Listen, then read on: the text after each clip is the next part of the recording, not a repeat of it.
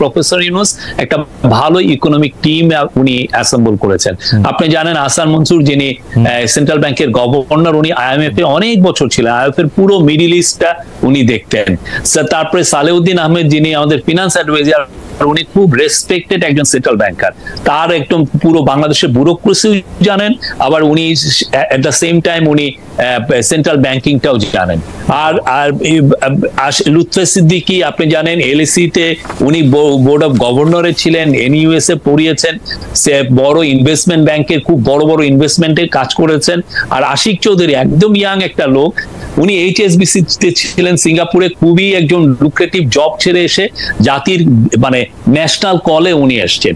আমি মনে করি এটা ফ্যান্টাস্টিক টিম। আশিক চৌধুরী 1 মাসে 200টার বেশি CEO এর সাথে কথা বলেছেন এবং আমরা কোয়াইট কনফিডেন্ট যে এই ইকোনমি ঘুরে তো দাঁড়িয়েছে, সামনে আরো দেখবেন যে আমাদের এইটা আরো আগামী কিছু কিছু লোকালাইজ এটা মূল কারণ হচ্ছে এই যে যারা যারা গার্মেন্টস ফ্যাক্টরি ওনার ছিলেন এই লোকগুলো অনেকে পালিয়ে গেছে। আমরা মনে করি ডোনাল্ড ট্রাম্প 2.0 যেটা ইয়ে হবেন ওটার সাথে আমাদের সম্পর্ক খুব ভালো থাকবে এবং আমরা মনে করি যে তার সাথে এবং আমাদের ইকোনমি আরো বেটার জায়গায় যাবে আমরা মনে করি। সেই আলোকে আপনি জানেন নেপালের থেকে 40 মেগাওয়াটের আমরা পাওয়ার আনছি, ইন্ডিয়ান গ্রিড কে ব্যবহার করি। তো এটা উনি চাচ্ছেন, স্যার চাচ্ছেন যে একটা সাউথ এশিয়া গ্রিড যদি হয় তাহলে এমনও হয় যে নেপালের 40,000 মেগাওয়াট বিদ্যুৎ ওরা উৎপাদনের ওদের অ্যাবিলিটি আছে, সেটাকে আমরা ট্যাপ করে বাংলাদেশে আনতে পারবো। সেক্ষেত্রে আমার কয়লা পুড়িয়ে মানে ফসিল ফুয়েল পুড়িয়ে তাহলে আর আমার বিদ্যুৎ আনতে হয়। এডমিরালিটি ওই চুক্তি পুনর্ভাবে না লেখা হলে এটা আসা সম্ভব হতো না, যেহেতু এটা করাচি টাচ করেছে সেই জন্যই। সেটা অসুবিধা কি? পাকিস্তান আমার কোনো অসুবিধা নাই, আমার কোনো অসুবিধা নাই, আমার কোনো অসুবিধা নাই। আমার কাছে আমার খুবই সুবিধা লাগে, আমার কাছে খুবই সুবিধা লাগে দেশের সাথে আমরা ভালো আমার খুব সুবিধা লাগে। কারণ হচ্ছে শেখ হাসিনাও তো ইমরান খানকে ফোন করেছিলেন, এক ধরনের কমিউনিকেশন ইনিশিয়েট করেছিলেন, সেটা হয়তো তিনি জারি রাখতে পারেন নাই, নানা ধরনের দুর্বলতা তার ছিল, সেটা আমার কোনো অসুবিধা নাই, আমার কাছে সেটা সুবিধাই মনে হয়। কিন্তু আমি যেটা জানতে চাইতেছিলাম যে মানে আওয়ামী লীগ যেগুলি করতে পারে নাই সেগুলি করার ব্যাপারে আপনার দায়িত্ব অনুভব করছেন নাকি সেগুলি এটা মানে অর্থনৈতিক না? এটা ধরেন আপনি পাকিস্তানের থেকে, পাকিস্তানের আপনি জানেন ইয়ার্ন খুব ওরা ব্রিলিয়ান্ট, ওদের ইয়ার্নে ওদের একটা কম্পিটিটিভ অ্যাডভান্টেজ আছে। আমি যেইখান থেকে পণ্য আনলে আমি মিনিমাম সুবিধা পাবো আমি সেই জায়গায় যাবো। আমার ওই বৈরি আমি রেখে আমার লাভ নাই, আমার ইকোনমি তাতে ইয়ে হয়। আমার এই যে পেঁয়াজ আমি দেখছি যে ইন্ডিয়ার থেকে পেঁয়াজ আনলে আমার পাকিস্তানে এই বছর পেঁয়াজ ভালো হয়েছে, আমি যদি পাকিস্তানেতে কম দামে পেঁয়াজ আনতে পারি হোয়াই নট, আমি নিয়ে আসি। তা আমি এই যে আরেকটা দেশকে আমি ইয়েতে রেখে আমি ট্রেডের ক্ষেত্রে we want to be good friends of everyone. যে নেপাল থেকে যে আপনি বিদ্যুৎ আনতে করতে বলছেন সেটাতে তো আসলে করিডোর হিসেবে ভারতের মাটি ব্যবহার করতে হবে, সে ব্যাপারে আপনাদের কথা হয়েছে কিনা ভারতের সঙ্গে? সেই ব্যাপারে আমরা স্যার বারবার বলছেন যে উনি চান একটা সাউথ এশিয়া গ্রিড হোক। সাউথ এশিয়া গ্রিড হলে যেটা হবে যে নেপাল ভুটান আপনি জানেন ওদের যে নদীগুলোতে হাইড্রো ইলেকট্রিসিটি হওয়ার একদম পারফেক্ট জায়গা, এবং নেপাল একটা এস্টিমেট করে দিয়েছে ওরা 40,000 মেগাওয়াট বিদ্যুৎ ওরা উৎপাদন করতে পারে, কিন্তু 40,000 মেগাওয়াট ওরা বিদ্যুৎ উৎপাদন করলে ওদের তো ওই মার্কেটটা নাই, এত বিদ্যুৎ ওদের লাগে।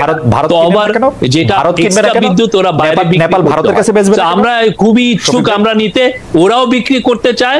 আমাদের যেটা করতে হবে নেপালের সাথে আমাদের একটা দূরত্ব হচ্ছে 40 মাইলের মতো, রাইট? সেই জায়গাটা ইন্ডিয়ান গ্রিডটা, এবং আমরা ইন্ডিয়ার সাথে এই ব্যাপারে কনফিডেন্স করলে সেটা ইন্ডিয়া কিনবে না কেন? শফিক ভাই, নেপাল বিদ্যুৎ উৎপাদন করলে সেটা ইন্ডিয়া কিনবে না কেন? আপনাদের সঙ্গে আছি আমি খালেদ মহিউদ্দিন। অন্তর্বর্তীকালীন সরকার কতটা ভালো করলো, কি করলো, সংবাদ মাধ্যম কোথায় আছে এবং কতটা গণতান্ত্রিক এই সরকার বা কতটা আসলে জবাবদিহিমূলক, সেগুলি নানা বিষয়ে অন্তর্বর্তীকালীন সরকারের প্রধান উপদেষ্টা ডক্টর মোহাম্মদ ইউনূস জাতির উদ্দেশ্যে বলেছেন। আমরা আজকে পেয়েছি ডক্টর মোহাম্মদ ইউনূসের বা অন্তর্বর্তীকালীন সরকারের প্রধান উপদেষ্টা প্রেস সচিব জনাব মোহাম্মদ শফিকুল আলমকে, যার বড় পরিচয়, তিনি উনি অনেক বড় সাংবাদিক। আমরা শফিক ভাই আপনাকে স্বাগত জানাই। আপনার সাথে আমার অনেক বেশি মানে কি বলে যে একটু ফর্মাল সম্পর্কই করা উচিত বা ফর্মাল সংবোধনই করা উচিত। আপনি মাননীয় প্রেস সচিব, কিন্তু আপনাকে শফিক ভাই ছাড়া অন্য কোনো কিছু বলা আমার জন্য কঠিন, সেই জন্য আমি আসলে আপনাকে শফিক ভাই বলতে চাই। আমি আরেকটু বলতে চাই শফিক ভাই, আপনি আমাদেরকে সময় দিয়েছেন, আমরা অনেক বেশি কৃতজ্ঞ এবং ধন্যবাদ আপনাকে বলার জন্য। এবং আমি দর্শকদের বলতে চাই 5 আগস্টের আগে, অর্থাৎ শেখ হাসিনা ভারতে পালিয়ে যাওয়ার আগে, যখন ইন্টারনেট বন্ধ ছিল, রিলায়েবল সোর্সগুলি যখন ঠিক মতো ছিল না, আমরা যারা বিদেশে ছিলাম বা নিউজ নিয়ে কাজ করেছি, দেশে যারা ছিলেন তারা সবাই আসলে আমরা শফিক ভাইয়ের দিকে তাকিয়েছিলাম। আমরা কেউ কেউ বলেছি যে তিনি 1971 সালে বিবিসি এবং অন্যান্য জায়গার সাংবাদিকেরা, বিদেশি সাংবাদিকরা যে ভূমিকা পালন করেছেন এপির হয়ে, তার চেয়ে বেশি ভূমিকা তিনি পালন করেছেন। তিনিই ছিলেন আমাদের হাব। শফিক ভাই, আপনাকে আমি আন্তরিকভাবে ধন্যবাদ জানাই। ওই সময় আপনি মাথা ঠান্ডা রেখে প্রতিটি খবর, জীবনের ঝুঁকি নিয়েই কিছুটা আমি বলবো, বা জীবনের না হলো অন্যান্য ঝুঁকি নিয়েও হলো আপনি আমাদেরকে দিয়েছেন, সেটার জন্য আমাদের আন্তরিক কৃতজ্ঞতা জানবেন। আপনাকে অনেক অনেক অনেক অনেক ধন্যবাদ। Thank you very much. আচ্ছা শফিক ভাই, আমরা আপনার সাথে আলোচনাটা শুরু করার আগে আপনি একটা ফেসবুকে স্ট্যাটাস দিয়েছিলেন, সেই স্ট্যাটাসটা থেকেই একটু একটু করে বলি। সেটার মধ্যে আপনি বলেছিলেন সরকারের কিছু গুরুত্বপূর্ণ অর্জনের কথা। সেই গুরুত্বপূর্ণ অর্জনগুলি থেকে যদি আপনি যেটাকে বলেছেন যে স্মুথ ট্রানজিশন এবং accountability and justice for the July August massacre. আমরা প্রতিনিয়ত আজকে একজন বাবা এবং মা যখন কথা বলছিলেন, আমাদের গা শিহরিত হচ্ছিল। আমরা তাদের প্রতি, আমি বলবো যে আমাদের মানে ডেডিকেশনের কোনো অভাব নাই আমাদের ইয়েতে। বাট আমাদের যেটা হচ্ছে যে এক ধরনের, আমি বলবো যে আমি যেই ব্যুরোক্রেসিকে পেয়েছি সেটা খুবই ইনএফিশিয়েন্ট। সেই ব্যুরোক্রেসি নিয়ে আমার সর্বোচ্চ গতিতে কাজ করতে হচ্ছে, এটা আমি বলতে পারি। বাট ওনারা যে উষ্মাটা প্রকাশ করছেন, আমরা মনে করি যে আমরা অবশ্যই, আমাদের যদি ভুল ভ্রান্তি হয় আমাদেরকে ধরায় দেন, আমরা চেষ্টা করব এটাকে আরো আমরা ওভারকাম করে কতটা আরো বেটার সার্ভিস দেওয়া যায়। আমরা যে কাজ করছি না বা আমরা যে কাজ করায় গাফলতি করছি, আমি এটা মানবো না। শফিক ভাই, এটা আমি একটু মনে রাখলাম যে আপনি ব্যুরোক্রেসিকে ইনএফিশিয়েন্ট বলছেন, তারা এখন আরো বেশি করে আপনার সঙ্গে কাজ নাও করতে পারে। এই ঝুঁকি আপনি নিশ্চয়ই দেখছেন যে এটা তারা আপনাকে আসলে কতটুকু সহযোগিতা করছে বা আপনার সরকারকে, সেটা নিশ্চয়ই আপনি দেখবেন। এটা নিয়ে আমরা কথা বলতে আসবো, কিন্তু যে বিষয়টা নিয়ে আসলে কথা বলা দরকার, আপনি নিশ্চয়ই জানেন বা আপনি তো জানবেনই যে প্রাণ রক্ষার্থে সেনানিবাসে আশ্রয় নিয়েছিলেন 626 জন, এখন আছে 7 জন।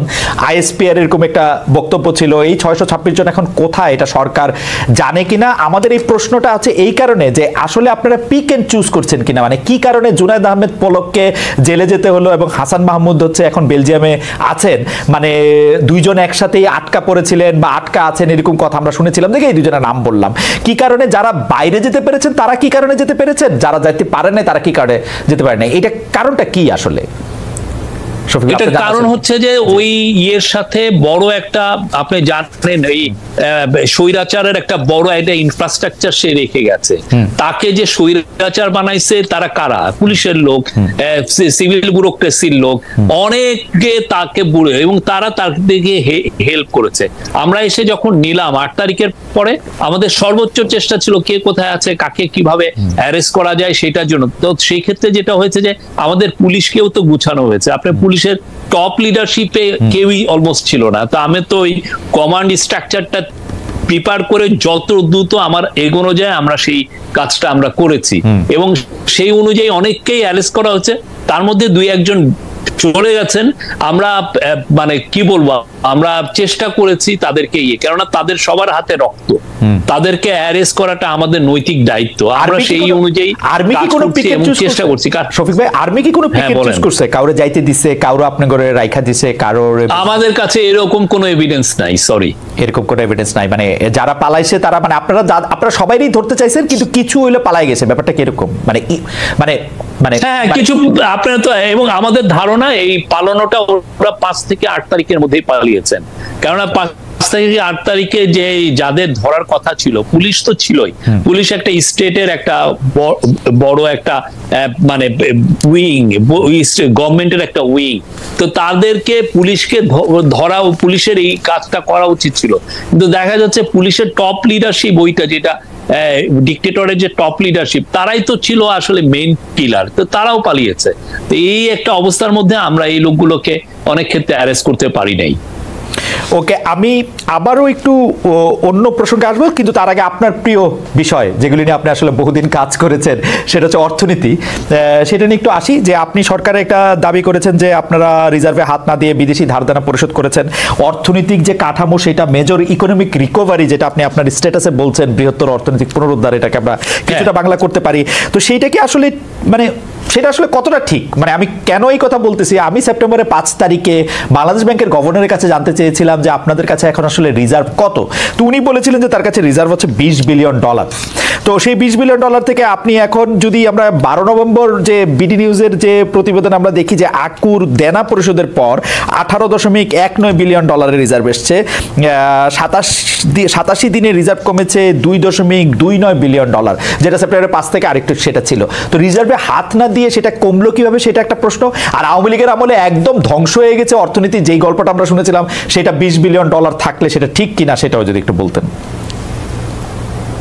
না, আওয়ামী লীগের আমলে ধ্বংস কি হয়েছে কি হয় না এটা নিয়ে আমার মনে হয় মানে রিপোর্ট হয়েছে। কি হয়েছে এটা পুরো বাংলাদেশের মানুষ জানে। আমি এটা না, আমরা যেটাকে ইনহেরিট করেছি এটা খুবই একটা ভঙ্গুর ইকোনমি। ওরা টাকা ছাপে, মানে ওরা মানুষজনকে হ্যাপি করতে যে টাকা ছাপিয়েছিল 60,000 কোটি টাকা। পুরো জিনিসটা আপনাকে ইনফ্লেশনকে এটা আরো ট্রিগার করেছে।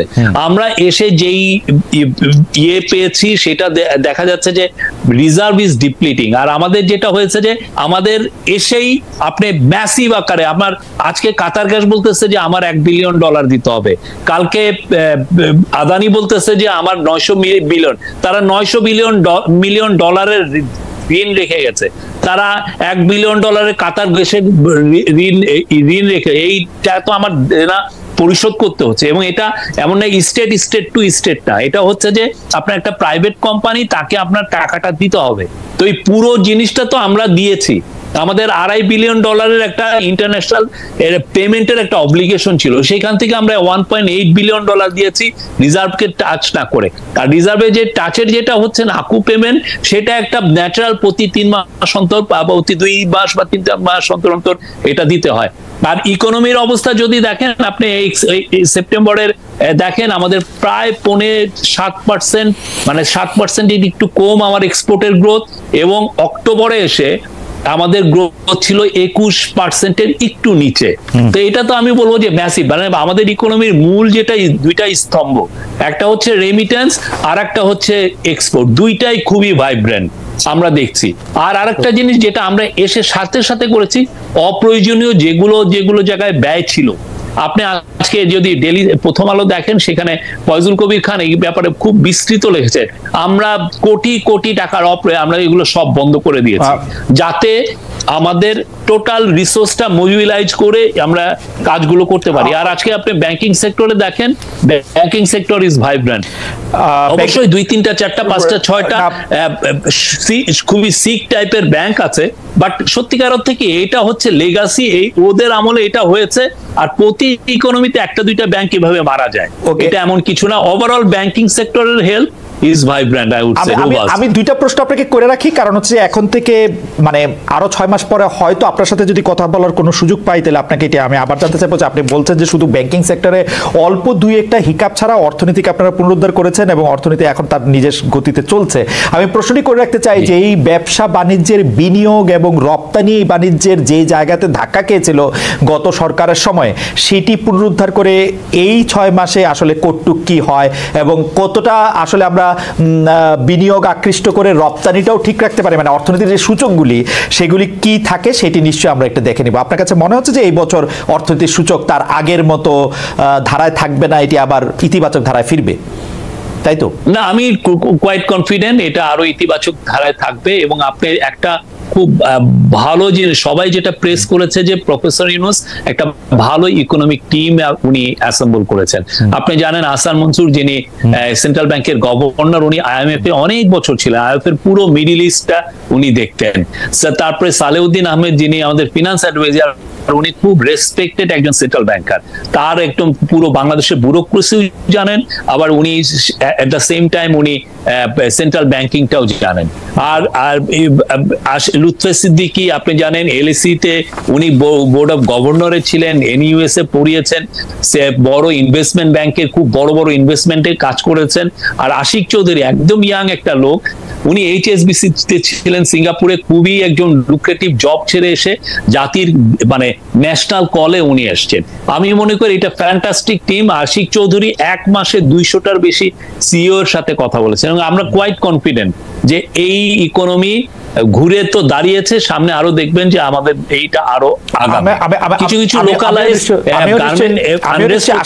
এটার মূল কারণ হচ্ছে এই যে যারা গার্মেন্টস ফ্যাক্টরি ওনার ছিলেন এই লোকগুলো অনেকে পালিয়ে গেছে যারা আওয়ামী লীগের সাথে লিঙ্ক।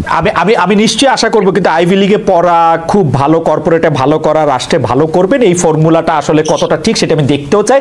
যে এই ঘটনাটি আসলে সবাই আলোচিত হয়ে, মানে সবাই আলোচনা করছে, অনেকে আলোচনা করছে, কেউ কেউ আলোচনা করছে, আপনারা করছেন কিনা জানি না। সেটা হচ্ছে কিশোরগঞ্জের করিমগঞ্জে হৃদয় রবি দাসের নামের এক তরুণকে, আমি ডয়চে ভেলের খবর পড়ছি, ডয়চে ভেলে বাংলার খবর, কিশোরগঞ্জের করিমগঞ্জে হৃদয় রবি দাস নামে এক তরুণকে প্রথমে আটক করে পেটানো হয় বলে অভিযোগ, তারপর নিয়ে যাওয়া হয় সেনাবাহিনীর ক্যাম্পে। সেখান থেকে শুক্রবার দিবাগত গভীর রাতে হাসপাতালে নেয়ার পর তার মৃত্যু হয়। সোমবার বিকাল পর্যন্ত থানায় কোনো মামলা হয় নাই। আপনি এটাতে আরেকটু কিছু বলবেন কিনা? হৃদয় রবি দাসকে আমরা শুনেছি আমাদের যে কোনো এক্সট্রা জুডিশিয়াল কিলিংকে আমরা কন্ডেম করি, আমরা যে কোনো এক্সট্রা জুডিশিয়াল কিলিংকে আমরা ইনভেস্টিগেট করছি। আমরা আমাদের কোনো হাইড অ্যান্ড সিকের কোনো এজেন্ডা নাই, আমরা এগুলো পুরো জিনিসগুলো ইনভেস্টিগেট হবে। আপনাকে এইটুকু অন্তত বলতে পারি। ইনভেস্টিগেট হবে কেমন জানি, মানে শফিক ভাই আপনি তো ওই পারে ছিলেন, মানে ইনভেস্টিগেট হবে কেমন জানি শেখ হাসিনার প্রেস সেকশনের ভাষা, যে আমরা সবকিছুকে খতিয়ে দেখছি, ওনারা অনেক করেন নাই। ওনারা 3000, ওনাদের পুরো আমলে 3000 এক্সট্রা জুডিশিয়াল কিলিং হয়েছে, 3500 লোক তারপরে কত লোককে উনি একদম এই যে ইয়েতেই দেখেন না 1500 মতো ছেলে মেরে তারা খুন করেছে। তা আমাদের সাথে এটা তুলনা করতে এসেন না, আমরা প্রত্যেকটা জিনিস আমরা ইনভেস্টিগেট করছি। প্রত্যেক আমাদের এখানে কোনো ইয়ে নেই, কারণ আমরা এখানে আসি নাই কোনো পলিটিক্যাল এজেন্ডা আমাদের নাই, আমরা পলিটিক্যাল পার্টির ইয়ে না, আমরা আসছি ন্যাশনাল রিবিল্ডিং এর তাগিদে।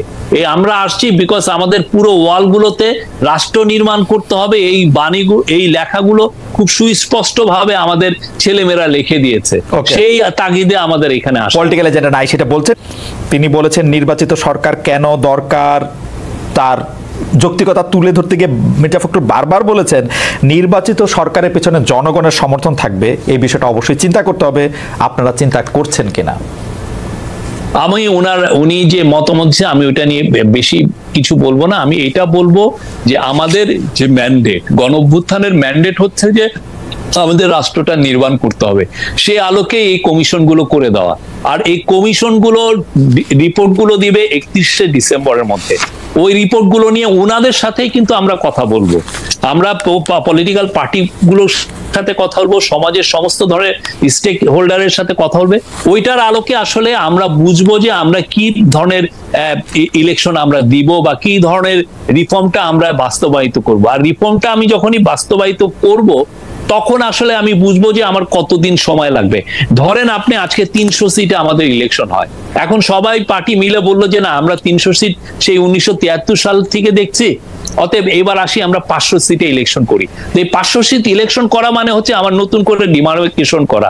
বা ধরেন আমাদের পলিটিক্যাল পার্টিগুলো মিলে বললো যে না আমাদের প্রেসিডেন্টের পাওয়ারটা আমাদের বাড়াতে হবে, প্রেসিডেন্সিয়ালও ইলেকশন লাগবে। তো সেক্ষেত্রেও আমার কিন্তু টাইমের একটা বিষয় এসে যায়। তো সবগুলো মিলে আমাদের সত্যিকার অর্থে আমাদের একদিনও এক্সট্রা থাকার কোনো ইচ্ছা নাই, কারো কোনো ইচ্ছা নাই। আমি আপনার বললেন তো যে নির্বাচনটা করা ছাড়া আর এই যে সংস্কার, এই দায়িত্ব এই সরকার কেন নিতেছে? মানে এই সরকার, বিকজ এইটা আমাদের ম্যান্ডেট, আমাদের গণঅভ্যুত্থানের ম্যান্ডেট এই একটাই। কি সেটা? যে আমাদের শুধুমাত্র যে নির্বাচনের কথা আসছে তা না, এরা আসছে এই জন্য যে বিকজ আমাদের পিছনের ইতিহাসটা খুব খারাপ। আমাদের পলিটিক্যাল পার্টিগুলো যেই ধরনের রিফর্মের কথা বলতো, কিছুই তো রিফর্ম অনেক ক্ষেত্রে না করে রিফর্ম রোল ব্যাক করেছে। ফলে যেটা হচ্ছে যে আমাদের যারা বিপ্লব করলো, যারা গণঅভ্যুত্থানে ছিল, তারা আশাহত হয়েছেন পলিটিক্যাল পার্টিগুলোর কাছে। তার দাঁড়িয়ে তারা আবার ফিউচারেও তারা চিটেড হতে চান না, তারা এমন একটা পলিটিক্যাল সেটেলমেন্ট করতে চান, রাজনৈতিক বন্দোবস্ত করতে চান যেখানে পলিটিক্যাল পার্টিগুলো অন্তত তাদের যে ধরেন যে কাজগুলো পিছনে করেছে এটা যাতে না করে। শফিক ভাই, আপনি যা বলতেছেন সেইটা আমি যদি মানে আপনারা বুঝে থাকি, তাহলে ব্যাপারটা হচ্ছে বাংলাদেশের বেশিরভাগ মানুষের মনোনয়ন নিয়ে যারা আসবে তারা এটা বুঝতে পারে না বা তারা এটা করবে না। সেই জন্য আপনারা যারা বিপ্লব করেছেন, গণ অভ্যুত্থান করেছেন, যাদের দায়িত্ব ছিল বা যারা নিজেদের দায়িত্ব নিজেরা এরকম দিয়েছে যে শেখ হাসিনাকে হটানো দরকার, তারা এই দায়িত্ব নিজেদের আবারও দিচ্ছে যে তারা সংস্কার করবে, মানে কোনো গণতান্ত্রিক পলিটিক্যাল পার্টি না। এবং দ্বিতীয় প্রশ্ন হচ্ছে, আপনারা সংস্কার করলেন, যে গণতান্ত্রিক পলিটিক্যাল পার্টি এটা করবে না আপনারা বলছেন, তারা যদি এটা না করে তারা কি এটা রাখবে?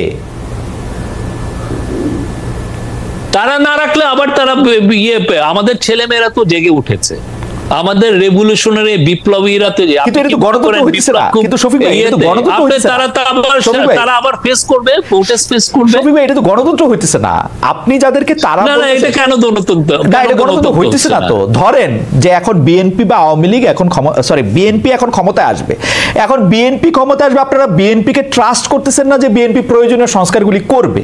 আপনারা মনে করছেন এই সংস্কার আপনাদেরই করে যেতে হবে, নাহলে বিএনপি আর করবে না। না, সেই ধরনের একটা ট্রাস্ট ডেফিসিট তো সমাজে তৈরি হয়েছে। এটা তো একটা অমূলক একটা বিষয় না। এই ট্রাস্ট ডেফিসিট তো আমাদের পিছনে। আপনারা 1991 সালে আপনার 90-এর এরশাদকে আমরা আউস্ট করার পরে, এরশাদকে সরিয়ে দেওয়ার পরে যেই পলিটিক্যাল বন্দোবস্ত হলো, সেটা তো আমাদের 100 বছর চলে যাওয়ার কথা, কিন্তু আমরা সেটা হলো না। আমরা এই জায়গাটায় কেন আসলাম, কেন আমার এই স্বৈরাচার একটা তৈরি হলো? এটা কারণ আমাদের একটা পলিটিক্যাল ফেলিউর ছিল। সেই জিনিসটা আমাদের স্টুডেন্টরা, আমাদের আপামর জনসাধারণ এটা জানছে। তারা দেখেছে যে তারা গত 15 বছরে ভালো মতো ভোট দিতে চায়নি, তো তারা এই যে তাদের আকাঙ্ক্ষাটা তারা ওয়ালে লিখে দিয়েছে যে আমরা রাষ্ট্র মেরামত করতে চাই, এবং তারা বারবার এই কথা। সেই 15 বছর তো সেইটার আকাঙ্ক্ষায় আমাদের, সেই 15 বছর তো আওয়ামী লীগ শাসন করলো, তো সেইটার দায় বা সেইটা যে বিএনপি কখনো কিছু করবে না, সেটা বিএনপির উপর দিতেছে কেন ওরা? আমি তো এটা বুঝতেছি না। বিএনপির সাথে মিস্টারটা কি? বিএনপি তো নিজেরাও তো এটা নিয়ে আলাপ করেছে। আপনি পুরো গতটা বছর বিএনপি এই তাদের 31 পয়েন্টিং এ ফ্যান্টাস্টিক তারা ডিবেট করেছে। তো ওদেরও তো আকাঙ্ক্ষা, আমরা ওদের কাজটাও আরো আগে, ওদের কাজটা ওরাই করুক, অসুবিধা নেই। আপনারা ওদের কাজটা কেন করতে চাচ্ছেন? এটা আমার কাছে একটা কুইজের মতো লাগছে। আমাদের তো এটা কুইজের মতো লাগছে। রিফর্ম করা, আমাদের রিফর্মটা খুবই একটা স্ট্রং ম্যান্ডেট। এবং আপনি যদি আসেন কালকে, যদি এসে আপনি ওপিনিয়ন পোল নেন যে আমাদের ম্যান্ডেটটা কি হচ্ছে, আমি বলবো যে মোর দেন 80% will say that we want this government to carry out reforms. আমি আপনাকে বলতে পারি, আপনি নিজে একটা দেখেন না, ওপিনিয়ন পোল নেন। শফিক ভাই, ওপিনিয়ন পোল দিয়ে তো আসলে বোঝা খুব মুশকিল। তবে মানে পোল হওয়ার মানে একটা জনগণের কোন একটা ম্যান্ডেট না নিয়ে জনগণ কি চায় এটা বইলা দেওয়া আমার মনে হয় ঠিক গণতান্ত্রিক না মনে হয়। আমার মনে হয় যে এই গণ অভ্যুত্থানের চেয়ে বড় ম্যান্ডেট পৃথিবীতে নাই। সেই গণ অভ্যুত্থান এটা ভোটে গণ আপনি বেয়াদবি নিয়ে না, কিন্তু এটা তো অতি সরলীকরণ করেছে। অভ্যুত্থানটা ছিল হচ্ছে শেখ হাসিনার বিপক্ষে, আর কোনো কিছু ছিল না। একটা ভালো নির্বাচনের পক্ষে, একটা ভালো নির্বাচনের পক্ষে না। অভ্যুত্থান শেখ হাসিনা রাষ্ট্র মেরামতের পক্ষে। কোন জায়গায় দেখছেন যে আমি অভ্যুত্থান করেছি, আমার 3 মাসের মধ্যে ইলেকশন দেন? কোথায় লেখা আছে? আপনি দেখেন ওয়ালগুলোই, আপনি ওয়াল গ্রাফিতি গুলো আপনার তো এখানে অনেক করেসপন্ডেন্ট আছে, আপনি পাঠান না। আমি তো এরকমও কোথাও দেখি নাই যে আমি আইসা রাষ্ট্র মেরামত করব, সংস্কার করব, এটাও আমি দেখি নাই। আমি দেখছি শেখ হাসিনা, সেটা তো আমি শেখ হাসিনাকে ক্ষমতা থেকে যাইতে হবে, একটা ভালো নির্বাচন পাইতে হবে, কারণ 15 বছর আমরা কোনো নির্বাচন পাই নাই। আমি একটা গণতান্ত্রিক সরকার, একটা ভালো নির্বাচন দেখতে চাইছি, এইটা আমি মনে করছি। হাউএভার এইটা পুরাটাও, আমি আপনার সাথে যে তর্কটা করলাম, এটা পুরাটাও আমার মতামত না, প্রশ্নটা আপনাকে করে রাখলাম আর কি। আমি জানি যে আপনি ব্যাপারটা নিয়ে ভাবতেছেন, ভাববেনও আর কি। না, আমাদের মিশন খুবই সিম্পল। রাষ্ট্র মেরামতের জন্য যতটুকু রিফর্ম করার দরকার আমরা করব, অবশ্যই এটা পলিটিক্যাল পার্টির সাথে কনসালটেশন করে এবং তাদের সাথে একটা কনসেনসাসের মাধ্যমে এই রিফর্মটা করা হবে। এটা নিয়ে শেষ প্রশ্ন করি যে আপনার কাছে মনে হইতেছে না আসলে যে পলিটিক্যাল পার্টিগুলির যদি আপনি এটা ছাড়েন, যারা গণতান্ত্রিক প্রক্রিয়ায় নির্বাচিত হয়ে আসবে তারা এটা করবে, এটা আপনাদের মনে হচ্ছে না? অনেকগুলো পলিটিক্যাল পার্টি এসে এটা আমাদেরকে বলছে যে আপনারা করে যান, এই কয়টা নেসেসারি। অনেকগুলো পলিটিক্যাল পার্টি মানে যাদের জনসমর্থন 2%? না, আমি এটা নিয়ে কথা বলছি না, কার 2% কার 1%, এটা নিয়ে আমার কোনো ইয়ে না। বাট আমাদের এখানে অনেকগুলো প্রায় 40টার মতো পার্টি তো এসছে, কথা বলছে। তো আমরা তো জানি তারা অনেকেই, বেশিরভাগই চাচ্ছেন যে না, আমরা যাতে খুব নেসেসারি, যেগুলো খুব দরকারি, সেগুলো রিফর্ম আমরা যাতে ক্যারি আউট করি। ওকে, যেহেতু আপনারা অন্তর্বর্তীকালীন সরকার, সেহেতু বারবারই আগের অন্তর্বর্তীকালীন সরকারের সাথে একটা তুলনা আসে, -1 -2 নানা ধরনের ফর্মুলা নিয়ে কথা বলা হয়। আমরা যেখানে দেখেছি যে বেগম খালেদা জিয়া অনেক অসুস্থ ছিলেন, তার বিদেশে যাওয়া অনেক বেশি দরকার ছিল, তার ডাক্তাররা জানিয়েছিলেন তার শরীর স্বাস্থ্য খুব খারাপ আছে, তারপরেও আমি অবশ্য জানি যে কিছুদিন আগে তিনি অনুমতি নিয়েছেন হয়তো আপনাদের কাছে, তিনি হয়তো শীঘ্রই বিদেশে যাবেন, কিন্তু সেটা উনি দেরি করছেন এই ভেবে অনেকে বলছেন যে তিনিও যদি বিদেশে চলে যান, জনাব তারেক রহমানের মামলাগুলি তোলা হয় নাই, তিনি যদি বিদেশে না আসেন আপনারা কোনো না কোনো ভাবে তাদেরকে মাইনাস করে ফেলতে পারেন। এরকম কোনো পরিকল্পনা কি আপনাদের আছে কিনা, বা এটারে আপনি আসলে না? আমাদের যেহেতু পলিটিক্যাল কোনো নাই, আমাদের অ্যাম্বিশন নাই, অতএব এগুলো কোনো নাই। আমরা খালেদা জিয়াকে যথেষ্ট সম্মান করি এবং আমাদের মধ্যে কোনো -2 এগুলো কোনো ধরনের কোনো এজেন্ডা নাই। আমাদের একটাই এজেন্ডা, রিফর্ম গুলো ক্যারি আউট করা এবং ভালো একটা ইলেকশন দেওয়া। আচ্ছা, এই সরকারের 100 দিন উপলক্ষে জাতির উদ্দেশ্যে যে ভাষণ দেওয়ার ক্ষেত্রে প্রধান উপদেষ্টা বলেছেন এই সরকারকে ব্যর্থ করার জন্য, অকার্য করার জন্য আমরা বিশাল অর্থে বিশ্বব্যাপী দেশের প্রতিটি স্থানে প্রতিটি জায়গায় এক ধরনের মহাপরিকল্পনা দেখার কথা তিনি বলছেন। বলা হচ্ছে একটা বড় প্রচেষ্টা হচ্ছে বিভেদ সৃষ্টি করা, কিন্তু আমরা কিন্তু দেখতে পাচ্ছি বৈষম্য বিরোধী ছাত্র আন্দোলনের সঙ্গে এই অন্তর্বর্তীকালীন সরকারের একটা দূরত্ব কি সৃষ্টি হচ্ছে। কেউ কেউ বলছেন এই সরকার কি করছেন আমরা দেখতে পাচ্ছি না, উপদেষ্টা হিসেবে কাদের নিয়োগ দিচ্ছেন আমরা দেখতে পাচ্ছি না। কেউ কেউ এইটাও বলছেন যে ছাত্র আন্দোলন থেকে যে উপদেষ্টারা এসছেন তাদের সঙ্গে অন্য উপদেষ্টাদের এক ধরনের উই এবং দেও সৃষ্টি হয়েছে। আপনি এই ভিন্নতাগুলির ক্ষেত্রে আপনি আসলে কি মনে করেন, এর জন্য আওয়ামী লীগের ষড়যন্ত্র কিভাবে কাজ করছে সেটি কেমন মনে করেন? আমি মনে করি যে আমি তো 14টা ক্যাবিনেট মিটিং এ ছিলাম, আমি তো দেখেছি যে তারা খুবই একটা ভালো টিম। আমি তো কোনো কারোর মধ্যে বৈরিতা বা কেউ দূরত্ব তৈরি হয়েছে কারোর মধ্যে, এটা আমার কাছে হয় না। আমি মোটামুটি প্রত্যেকটা মিটিং এই থাকি, দেখি তো খুবই দে আর এ ভেরি গুড টিম। আর সত্যিকার অর্থে কিছু কিছু ক্রিটিসিজম খুবই হেলদি। আমরা চাই যে সমস্ত বাংলাদেশের যারা আমাদের যদি দুর্বলতা থাকে, আমরা যদি মিস্টেক করি, সেটা বৈষম্য বিরোধী ছাত্ররাই হোক আর পলিটিক্যাল পার্টি হোক, তারা আমাদেরকে ক্রিটিসাইজ করুক, তাহলে আমরা বুঝবো যে আমরা ঠিক করছি নাকি বেঠিক করছি। আর এটার মানে এই না যে সে আমার থেকে দূরে চলে গেল, কারোর সাথে আমাদের দূরত্ব নাই। আমরা মনে করি পলিটিক্যাল পার্টি বা বৈষম্য বিরোধী ছাত্র আন্দোলন সবই আমাদের অংশীজন, এটা নিয়ে আমাদের কোনো ধরনের কোনো দূরত্ব নাই। আমরা খুবই রাইট অন ট্র্যাক আছি এবং আমি মনে করি যে আমরা আমাদের লক্ষ্যে খুব স্থির আছি। আর আওয়ামী লীগের কথা আপনি কি বলবো, ওরা তো দেখছেন যে ওরা কি ধরনের প্রপাগান্ডা চালাচ্ছে। আমরা বলেছি যে 44 জন পুলিশ মারা গেছে, তো সেখানে ওরা মিথ্যাচার করছে যে 3000 পুলিশ মারা গেছে। এই 3000 পুলিশ মারা যাওয়াকে কেন্দ্র এটাকে জাস্টিফাই, এটা দিয়ে এই জন্য বলছে, তারা জাস্টিফাই করতে চাচ্ছে এই বাচ্চা 8 বছর 4 বছর 12 বছরের ছেলেদেরকে যে ওরা নির্মম ভাবে হত্যা করলো, সেটাকে তারা জাস্টিফাই করার চেষ্টা করছে। আমরা যারা যারা পুলিশ মারা গেছে তাদের লিস্ট দিয়ে দিয়েছি, আপনারা যদি আরো কাউকে পান আমাদেরকে এনে দেখান যে ইনি মারা গেছে, ইনি ভয়ে কথা বলছেন না, নিয়ে আসেন, আমরা বলছি তো। আচ্ছা, হ্যাঁ, কিন্তু এই লোকগুলোকে আপনারা ভয়াবহ রকমের এই যে মিথ্যাচার এইটার জন্য করার জন্য তারা মিলিয়ন্স ডলার ছাড়ছে এবং তাদের মিথ্যাচার এখন দেখা যাচ্ছে যে ইউএস পলিটিক্স এর মধ্যে দিয়েও এখানে হাজির হচ্ছে। শফিক ভাই, আপনিও ভালো করে জানেন যে মিথ্যাচারের তো আসলে এটা তো কোনো জীবনকাল নাই, এটা তো শেষ হয়ে যাবে, ফরমালিন দিয়েও বাঁচা যাবে না। মিথ্যা নিয়ে আপনারা এত উদ্বিগ্ন থাকেন না। আমরা একটু সংবাদ মাধ্যম নিয়ে কথায় আসি শফিক ভাই, যে সাংবাদিক নেতাদের পক্ষ বিপক্ষ বহুদিন ধরে আছে, এটা নিয়ে আপনিও সাফার করেছেন, আমরাও সাফার করেছি। আমরা যে কোন পক্ষ ডিউজে কোনটা, বিএফএসি কোনটা, প্রেস ক্লাবে গেলে কোন পক্ষ চা খাইতে বলে আর কোন পক্ষ সিগারেট খাইতে বলে, সেটা নিয়ে আমরা আসলে নানা ধরনের ঝামেলার মধ্যেই পড়ছি। কিন্তু 5 আগস্ট আওয়ামী লীগ সরকারের পতনের পর কিছু কিছু মিডিয়া হাউস আক্রান্ত হয়েছে, কোনো সাংবাদিকের বিরুদ্ধে হত্যা মামলা হয়েছে, অনেকের এক্রিডিটেশন কার্ড বাতিল হয়েছে, সর্বশেষ প্রেস ক্লাবের সদস্যপদ স্থগিত করা হয়েছে অনেক সাংবাদিকের।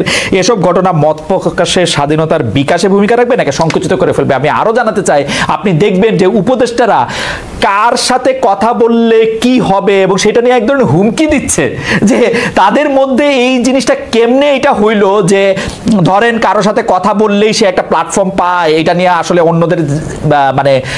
অন্যদেরকে খুব বেশি প্রভাবিত করা যায়, এটাতে কেন মনে হইলো? আমরা যেখানে বলতেছিলাম শফিক ভাই, আমি শেষ করি কথাটা, আমি যেখানে বলতেছিলাম যে শেখ হাসিনার যদি সাহস থাকে ক্ষমতা থেকে নাইমে অন্য কোথায় একটা দিয়ে ইলেকশন দেখ, তার সবকটা মেশিনারি ব্যবহার করেও তো থাকতে পারে নাই, এত ভয় কিসের জন্য? বিশেষ করে সংবাদ মাধ্যমে কে আসবে না আসবে? শফিক ভাই? না, আমাদের তরফ থেকে সংবাদ মাধ্যমের স্বাধীনতা সংকোচনের কিছুই করা হয় নাই। আমাদের, আপনি জানেন ট্র্যাডিশনালি সংবাদপত্রের স্বাধীনতা কেমনে সংকোচন করা হয়। আমাদের এটা অ্যাডমিনিস্ট্রেটিভ, আগে ডিজিএফআই কে ইউজ করা হতো, এনএসআই কে ইউজ করা হতো, প্রাইম মিনিস্টার অফিসের যে প্রেস টিম, যেটা এখন আমি লিড করছি, তাদের কাজই ছিল নিউজ নামানো, একে থ্রেড দেওয়া, ওকে থ্রেড দেওয়া। আপনি নিজে এটার একজন ভিকটিম। আপনি এখানে প্রোগ্রাম করতেন, আমার কথা, আপনি কেউ যদি আপনাকে বলে, কোন পত্রিকা, কোন টিভি স্টেশন, কোন ওয়েবসাইট যদি বলে যে আমাদের এই নিউজটা সরাতে বলেছে, আমাদের এই নিউজটা কিল করতে বলেছে, বা আমার এই লোকটাকে ফায়ার করতে বলেছে, আপনি আমাকে বলেন। আর আপনি ইয়ের কথা বলেন, এই যে অ্যাক্রিডিটেশনের কার্ড ছাত্রলীগের ছেলেকে দেওয়া হয়েছে, যুবলীগের ছেলেকে দেওয়া হয়েছে, এবং এদেরকে দিয়ে এদের বিশাল একটা অংশের 5000 অ্যাক্রিডিটেশনের মধ্যে 169 জনের অ্যাক্রিডিটেশন নাই। তো এদেরকে পুরো একটা বিশাল অংশের কাজ ছিল সচিবালয়ে যে লবিং করা, ওর হয়ে দেনদের বর করা, ওর হয়ে ইয়ে করা। আমরা তারপরে বলেছি যে আপনার প্রতি অন্যায় করা হয়েছে, আপনি আমাদেরকে বলেন, আমরা আবার রিভিউ করব। এটা নিয়ে আমাদের কোনো ইয়ে নাই। কিন্তু স্বাধীনতার ক্ষেত্রে আমরা বলবো যে 100% বাংলাদেশের ইতিহাসে এরকম কেউ স্বাধীনতা ভোগ করে না, আমি এটুকু বলতে পারি। আপনার কাছে কি মনে হয়, তথ্য উপদেষ্টা যে বলেছেন যে কার সাথে যোগাযোগ করছে না, কি কথা বলেছে, আমি কি স্ট্যাটাসটা বাইর করে দেখবো, পড়ে শোনাবো? আপনি নিশ্চয়ই জানেন। হ্যাঁ, বলেন। আমরা জানেন মনে হয় নিশ্চয়ই, মানে এটা আপনার কাছে মনে হয় না যে ডেকে বলেছেন যে আপনারা মন খুলে লেখেন, আমাদেরকে ক্রিটিসাইজ করেন। আমরা ক্ষমতায় থাকলে এক ধরনের অন্ধত্ব থাকে, আমরা অনেক কিছু দেখতে পারি না। আপনারা লিখলে আমাদের চোখ খুলে, আমরা ওইটা দিয়ে দেখতে চাই। কিন্তু এইটা বলেন না যে আমরা আপনার ইয়েটাকে আমরা কমাচ্ছি, আপনার স্বাধীনতাকে কমাচ্ছি, কোন ধরনের না। নট এ সিঙ্গেল ইনস্ট্যান্স আপনি পাবেন কোন টিভি স্টেশনে। আগে এমনও হতো যে একজন, আমি এটা আপনার ইয়েতেই শুনেছি যে আপনার এখানে একজন এসে খুব জ্বালাময়ী বক্তৃতা দিয়ে গেছে, আপনি যখন আজকের বাংলাদেশ না ইয়ে করতেন, ইন্ডিপেন্ডেন্ট টিভি, উনি যেই নিচে নামছেন আপনাদের ওই টিভির নিচে, তখন তাকে লোক এসে ধরে নিয়ে। না শফিক ভাই, আমি বলতেছি না যে এগুলি হয় নাই, কিন্তু সেটি আজকের বাংলাদেশে বক্তব্য দেওয়ার কারণে হয়েছে তা না। পুলিশ তাকে খুঁজতেই ছিল, তারপর তাকে গ্রেফতার করছে। আমি সেটার কথা বলতে চাই না। আমরা তো অন্তর্বর্তীকালীন সরকারের কাছ থেকে এইটা চাই না যে অন্তর্বর্তীকালীন সরকার সংবাদ মাধ্যমে একটা ব্যক্তি আসলে, যেমন আমি খোলাখুলি বলি, ছাত্রলীগের সভাপতি সাদ্দাম হোসেন আসলে এই উপদেষ্টাদের বা বৈষম্য বিরোধী ছাত্র আন্দোলনের এদের কেন মনে হইলো যে উনি আইসা এমন একটা প্ল্যাটফর্ম পাবেন যেটাতে তিনি এমন কিছু কথা বলতে পারেন যেটা হইলো যে পৃথিবী উল্টে যেতে পারে? না, আপনি ছাত্রলীগকে তো ব্যান করা হয়েছে, এটা আউটলড। আপনি কি হিজবুত তাহরির তো একটা ব্যান্ড অর্গান, তার আপনি ওদের চিফকে কি আপনি ইন্টারভিউ নিবেন? না, অবশ্য আপনি বিদেশে থাকেন। না, আমি বাংলাদেশ আইন মানতে চাই। আমি বিদেশে থাকলে আমি এটা করতে চাইতাম, করতে পারতাম। আমি কিন্তু বাংলাদেশ আইন মানতে চাই। আমি গত 15 বছরে তারেক রহমানের কে সাক্ষাৎকার নিয়েছি? আমি গত 5 বছর, আমি শফিক ভাই অন এয়ার বলি, আমি গত 5 বছর এমন কোন স্টোন নাই যেটা আনটার্ন করতে বাকি রাখছি জনাব তারেক রহমানের সাক্ষাৎকার নেওয়ার জন্য। আমি এখানে ওপেনলি বলি, আমি ওপেনলি বলি 2 ঘন্টা 40 মিনিট তিনি আমার সাথে কথা বলেছেন, টেলিভিশন ক্যামেরার সামনে কথা বলতে চান নাই। আমি আপনাকে বলি, আমি একমাত্র ওনাকে এই ইলেকশনের আগে আমি ওনার সাক্ষাৎকার নিয়েছি, তাও সাক্ষাৎকারটা নিয়ে আমি লন্ডন ডেডলাইন দিয়েছি যাতে আমার উপরে ঝামেলা না হয়। না কিন্তু একমাত্র আমি না, কিন্তু শফিক ভাই, আমি কিন্তু ওনাকে চেষ্টা করেছি 5 বছর। আমি এটা বলি, এই উদাহরণ যখন দেওয়া হয়, হাতে রক্ত, এই উদাহরণ যখন দেওয়া হয়, হাতে রক্ত, ছাত্রলীগের একটা লিডারকে আপনার ইয়ে দাও মানাচ্ছে, তাকে প্ল্যাটফর্মিং দেওয়া, আমার চয়েসে আমি আমার চয়েসটা দেখাইছি যে আমার চয়েসটা আমার কাছে কিরকম। যখন আমার কাছে মনে হয়েছে যে কোনো ভিকটিম যদি মনে করে তার প্ল্যাটফর্ম দেওয়া, তখন এইটা আসলে সকল আইনেই আটকায়। এটা যেমন বাংলাদেশে আইনে আটকায়, এটা আমেরিকান আইনেও আটকায়। কারণ একটা ভিকটিম যখন ট্রমাটাইজড হইতে পারে এরকম একটা লোকের কথায়, সেইটার যখন ব্যাপার আছে, তখন এটা বাংলাদেশ আইনেও আটকায়, এই আইনেও আটকায়। আমি যেটা বলতে চাইতেছি, স্পষ্টত উনাদের মনে হয়েছে যে এই রকম কেউ আসলে সে একটা কথা বলতে পারবে যেই কথায় সে আমাকে কনভিন্স করতে পারবে, বাংলাদেশের মানুষকে কনভিন্স করতে পারবে, সেটা আপনাদেরও মনে হয়েছে। এইটা কি ঠিক কিনা আসলে? আপনারা এই ভয়টা অমূলক? না, কনভিন্সের বিষয় না এটা, কনভিন্সের বিষয় না এটা, হচ্ছে আপনার একটা মানে আপনি এই মোরাল চয়েসটা করবেন কিনা সেটা হলো আপনার বিষয়। হ্যাঁ, আপনি কি মানে এই আপনি কি আনসারুল্লাহ বাংলা টিমের সাধারণ সম্পাদককে ডেকে আপনি কি ইন্টারভিউ করবেন? সাংবাদিকদের জন্য তো যে কোনো সময় যে কোনো ইন্টারভিউই আসলে, এটা যদি আইনের বাধা না থাকতো, আমি মোরালি মনে করি না যে ইন্টারভিউ নেওয়াটা, আমি মোরালি মনে বলি, মোরালি আমি মনে করি না যে ইন্টারভিউটা নিলে আমি আমার মোরালের দিক দিয়ে, এথিক্সের দিয়ে, যেটা আপনি সংবাদ সম্মেলনে বলেছেন, আমি মনে করি না যে এতে আবার কোনো মোরাল কোনো কিছু আছে। আমি মনে করি যে ইন্টারভিউটা, কিন্তু আইনের ব্যাপারটা, আমি আইনের প্রতি শ্রদ্ধাশীল, বাংলাদেশেও আমেরিকাতেও, এইটা আমি আই গট ইট। কিন্তু আপনাদের মনে হইতেছে কিনা একটু বেশি, এবং অ্যাক্রেডিটেশন ক্রেডিট কার্ড বাতিলের কথা আপনি যাদের কথা বললেন, তাদের ব্যাপারটা কি আসলে এটা ঠিক? মানে মানে মানে যাদেরকে বাতিল করা হয়েছে তারা যদি মনে করে যে তারা জেনুইনলি অ্যাফেক্টেড, তারা আমাদের কাছে লিখতে পারে, তারা আমাদেরকে বলতে পারে যে আমার কেসটা রিভিউ করেন। অবশ্যই আমরা রিভিউ করব, আমি কথা দিলাম আমরা রিভিউ করব, অসুবিধা নাই। কিন্তু তাদেরকে এটা ইয়ে হবে, কিন্তু আমরা যেগুলো দেখেছি সেটার আলোকে আমাদের কথা। আর একটা জিনিস মনে রাখবেন, অ্যাক্রিডিটেশন কার্ডকে স্ক্র্যাপ করা মানে আপনি জার্নালিজম করতে আমরা মারা করছি তা না। আমার অনেক দিন এই অ্যাক্রিডিটেশন কার্ড রিনিউ হয় নাই, আমার জার্নালিজম আটকায় থাকে না, কারণ অ্যাক্রিডিটেশন কার্ডের মাধ্যমে শুধুমাত্র সেক্রেটারিয়েটে আপনার ঢোকার একটা ফ্যাসিলিটি হয়, এছাড়া আর কিছু হয় না অ্যাক্রিডিটেশন কার্ডে। শফিক, আমার তো অ্যাক্রিডিটেশন কার্ডটা কবে ছিল, কবে এটার মেয়াদ গেছে সেটা আমার মনেও নাই, সেটা আমার মনেও নাই। কিন্তু এইটারে এত গুরুত্বপূর্ণ আপনিই বা কেন মনে করলেন যে ধরেন এটা একটা স্টেটমেন্ট দেওয়ার জন্য যে আমরা আপনাদের অ্যাক্রিডিটেশন কার্ড বাতিল করে দিচ্ছি? ব্যাপারটা কি এরকম? You wanted to make a point. না, আমরা দেখেছি যে এই অ্যাক্রিডিটেশন কার্ডে অনেকে ছাত্রলীগ, যুবলীগ, ইভেন আওয়ামী লীগের লোকজন বা তৎকালীন পতিত স্বৈরাচারের মিনিস্টারের ব্রেন টেন এদেরকেও দেওয়া হয়েছে। তো এটা তো অবশ্যই আমাদের রিভিউ করাটা তো দরকার, ঠিক না? আর এটা নিয়ে আমরা আবার বলছি, আমরা এটা নিয়ে একটা রুলও হবে, এটা নিয়ে আমরা একটা পারলে আইন করব যে কিভাবে একটা যাতে একটা রুলস এন্ড রেগুলেশনের মাধ্যমে এগুলো দেওয়া হয়। ওকে, শফিক ভাই, বৈষম্য বিরোধী ছাত্র আন্দোলনের সমন্বয়কদের অনুরোধে মানে একরকম জোর করেই, যেটা আসলে ডক্টর ইউনূস বলেছেন, প্রধান উপদেষ্টা হয়েছেন ডক্টর ইউনূস এরকম বলেছেন, যারা জীবন দিয়েছে, যারা রক্ত দিয়েছে, তাদের ডাক আমি ফিরিয়ে দিতে পারি নাই, যারা এই সুপ্রিম স্যাক্রিফাইস করছে তাদের ডাক আমরা ফিরিয়ে দিতে পারি নাই। সেই সমন্বয়করা মধ্যে থেকে তিনজন সরকারেও আছেন, বৈষম্য বিরোধী ছাত্ররাই আবার বিভিন্ন দাবি দেওয়া মাঠে নামছেন। এইটা আপনারা কি বলবেন? এবং তারা বলছেন যে তারা কখনো রাষ্ট্রপতির পদত্যাগ চাইছেন, কখনো হাইকোর্ট ঘেরাও করছেন, কখনো উপদেষ্টা কাদের নিয়োগ দেওয়া হবে তারা বলছেন, কখনো জাতীয় পার্টির কেন্দ্রীয় কার্যালয়ে অভিযান করছেন এইটারে, এবং বলা হচ্ছে যে তারা এক ধরনের সরকারের সাথে এক ধরনের মুখোমুখি একটা অবস্থান আসলে মেনে নিচ্ছেন। এইটা আপনারা কিভাবে দেখছেন বা কি করছেন? না, আমি তো দেখছি যে আমাদের সাথে তাদের সব, আমি একটু আগেও বলেছি, বৈষম্য বিরোধী ছাত্র আন্দোলন যারা করেছেন বা যারা পলিটিক্যাল পার্টি, কারণ পলিটিক্যাল পার্টিগুলো বিএনপি বলেন, জামাত বলেন বা অন্যান্য অনেক পার্টি বলেন, তারাও কিন্তু আন্দোলনে ছিল। তো সবাই আমাদের অংশীজন, আমরা এগুলো নিয়ে নাই।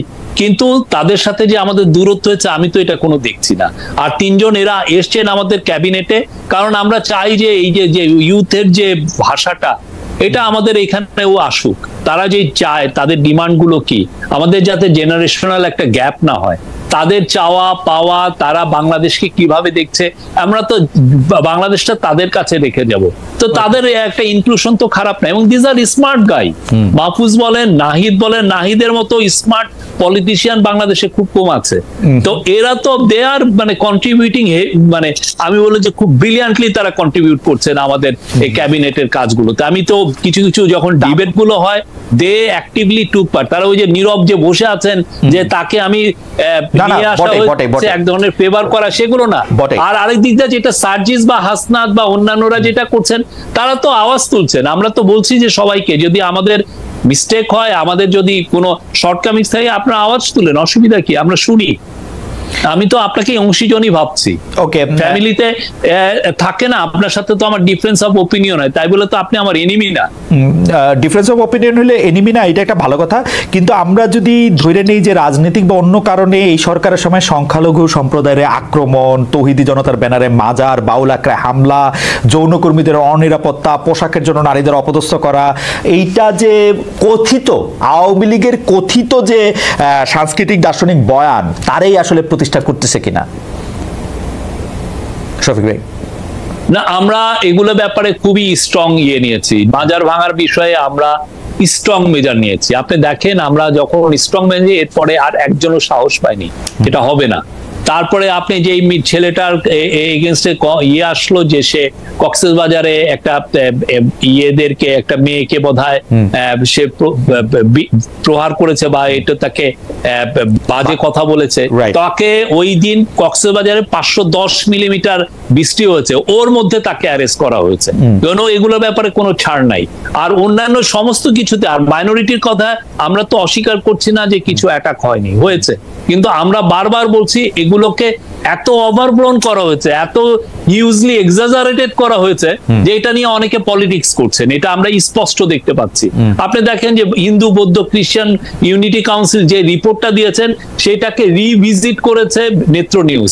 তারা দেখেছে যে ওদের যে 9 জনের যে মৃত্যুর কথা বলা হয়েছে তার মধ্যে 8টা মৃত্যুর ক্ষেত্রে ওরা মোটামুটি নিশ্চিত যে এটার কোনো রিলিজিয়াস মোটিভেশন ছিল না, এটা কোনো সেক্টারিয়ান ভায়োলেন্স না।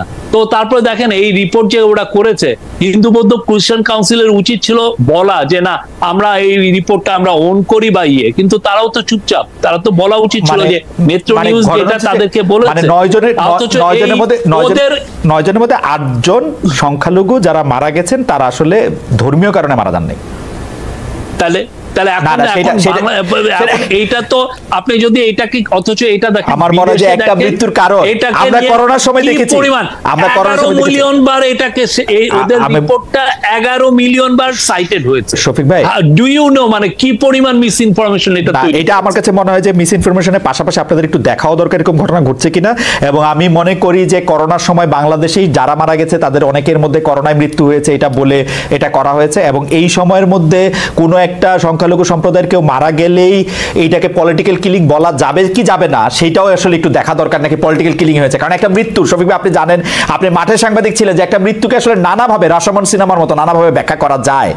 এটা আপনি চাইলে এটা ব্যাখ্যা করতে পারবেন। জি জি জি, এই জন্য নরেন্দ্র মোদীর সাথে যখন প্রফেসর ইউনূস কথা বললেন ফোনে, উনাকে আহ্বান করলেন যে আপনি আপনাদের দেশের সাংবাদিকদেরকে পাঠান, তারা এসে দেখে যাক, তারা নিজেরা। যা ধরেন আমি যদি আমার রিপোর্টটা বলি, আপনি অনেক সময় বলেন এটা তো সরকারের ভাষণ, আমি তো এটা বিশ্বাস করছি না, হুইচ ইজ নট অমূলক না। কিন্তু আপনি যদি বাইরের থেকে সব সাংবাদিক এসে নিজেরা যে দেখুক যে আসলে ঘটনাগুলো কি হয়েছে, নিজেরা প্রত্যেকটা ইনসিডেন্ট গুলোকে নিজেরা রিচেক করুক, রিপোর্ট করুক, করে বুঝুক যে আসলে কতটুকু হয়েছে।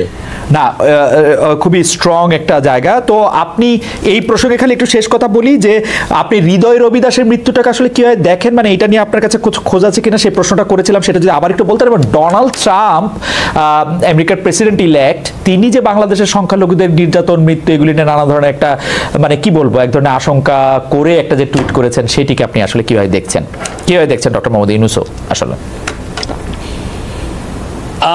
ডোনাল্ড ট্রাম্পের বিষয়ে আমরা তাকে ওয়েলকাম জানাই যে উনি নতুন ইলেক্টেড হয়েছেন। আমরা মনে করি ডোনাল্ড ট্রাম্প 2.0 যেটা ইয়ে হবেন ওটার সাথে আমাদের সম্পর্ক খুব ভালো থাকবে, এবং আমরা মনে করি যে তার সাথে এবং আমাদের ইকোনমি আরো বেটার জায়গায় যাবে আমরা মনে করি।